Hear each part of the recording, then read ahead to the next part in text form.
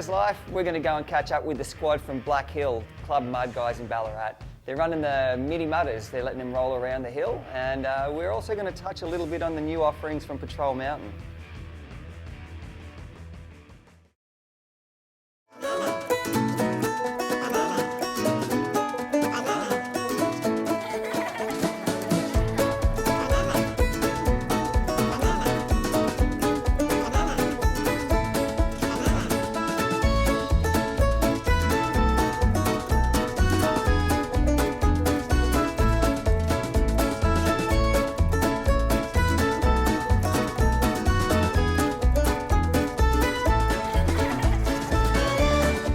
So here we are at the top of Black Hill in Ballarat on a typical Ballarat day, and we're here with Tom for the Mini Mudders event. Tom, how you doing today? Yeah, good mate. It's a bit fresh, at least it's not snowing, but no, it looks like it's going to be a good day. Hopefully the weather holds up for us. And, yeah.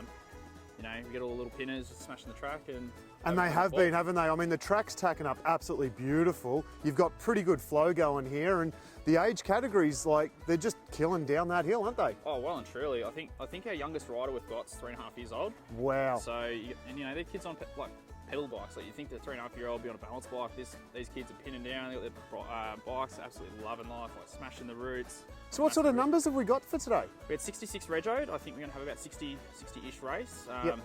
So, yeah. And those age categories, where are we looking at? Age categories, so anywhere up to basically 12 and under. Yep. So it's really great to see. We've got kids coming all the way from Dandenong to race. Yeah, so beautiful. It's, you know, well, we're from Mornington. Yeah, that's it. That's it. So, no, it's really good to see. It's an event that's, from what I've heard, I've got people coming from all over the state. They want to do coaching clinics and stuff with us in the future for kids this age, because there's nothing like this around. It's an event that's in its own right for gravity style, get kids into racing without the pressure of racing. Yeah. So talk us through the actual trail then and how it all works for the race day, with because I believe you have parents following the children as well, correct? Yeah, so it's all about support. What we just want to see bums on seats, kids riding bikes. Yeah. And because that progresses into King of Ballarat, people riding, building the support. So the idea is just to give kids that confidence that they get from their parents.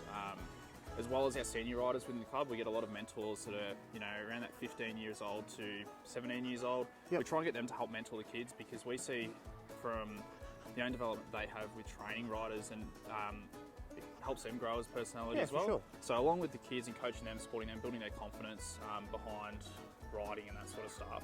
Yep. No, it's a great opportunity just for kids really to sort of get a feel of what racing's like without the pressure of racing. And the trail itself, what sort of category would you put it in?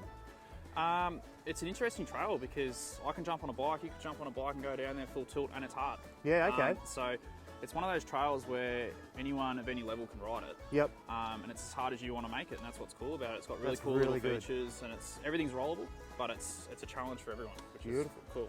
And then who's some of the people and the brands getting behind this event today?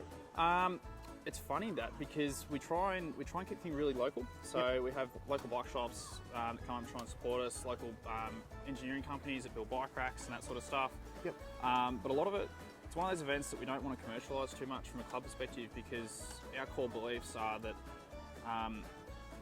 for a grassroots program, it really needs to be focused on grassroots riding. So it's really try and keep it small, keep it real, and not get caught up in too much of the rubbish that gets behind a lot of the bigger stuff. There certainly is a lot of that, isn't there? Yeah, exactly.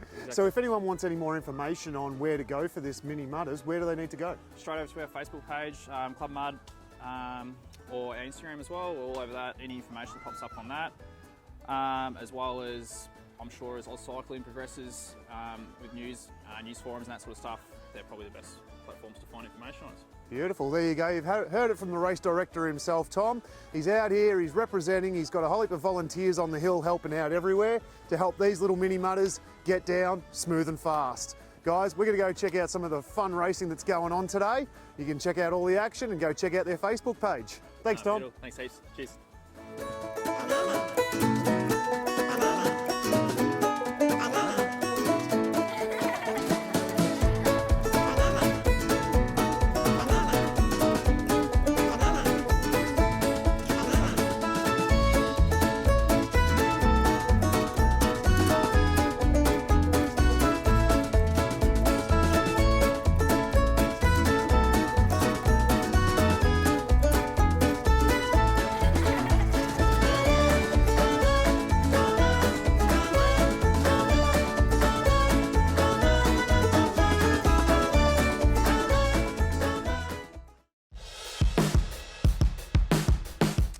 Ben, the bike tech here, representing Rider's Life. I'm here today with this Patrol e-bike.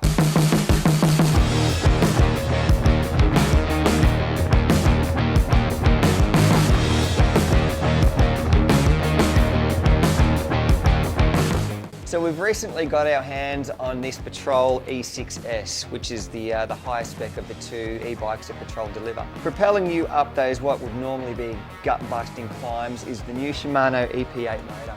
Comes with more torque, it has a 630 watt-hour battery. The internals of this motor have been completely revised to reduce a lot of friction. So if you're actually riding the bike without power on, it doesn't really make that much difference as far as drag through the back wheel. It's also cased by a magnesium housing, so that makes the motor a lot lighter than previous models.